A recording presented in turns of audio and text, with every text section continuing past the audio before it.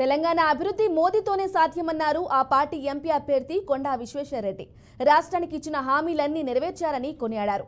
రంగారెడ్డి జిల్లా చెవెళ్ల మండల కేంద్రంలోని షాబాద్ ఎక్స్ రోడ్లో నుండి శంకర్పల్లి చౌరస్తా వరకు ఆయన రోడ్ షో కార్యక్రమాన్ని నిర్వహించారు.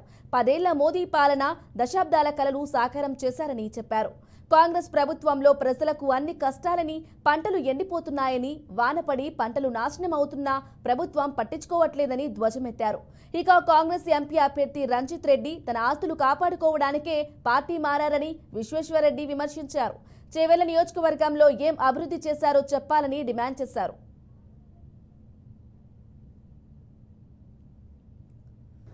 అవతలలో ఏమన్నారు, చేట్ల చిప్పుంది, 5 గ్యారెంటీలు 6 గ్యారెంటీలు అంటున్నారు. అవి 5 గాడిదగుడ్లు 6 గాడిదగుడ్లు. గాడిదగుడ్డు అంటే ఏంది? అసాధ్యమైనది.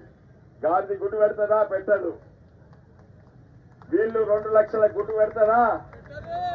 2 లక్షల రుణమాఫీ గుడ్డు పెడతారా? ఈ కోడి పెడతారా? గాడిద పెడతారా? అవి అసాధ్యమైన పథకాలు గాడిదగుడ్లతో సమానం. మళ్ళంటారు మోడీ ఏమీ లేదు. అయ్యా, పేదల కడుపు నిండేది 5 కేజీల ఉచిత బియ్యం ఇచ్చేటివన్నీ కూడా మోడీ వీళ్ళు మోసం చేస్తున్నారు, అబద్ధాలు చెప్పి ఓటేస్తున్నారు.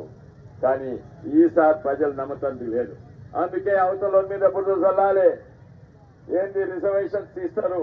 రిజర్వేషన్స్ తీసింది వీళ్ళు. మన కర్ణాటకల 5% రిజర్వేషన్స్ మన హిందూ ఓబీసీలై తీసేసి ముస్లింలకు ఇచ్చిండ్రు. వాళ్లకు గింతే.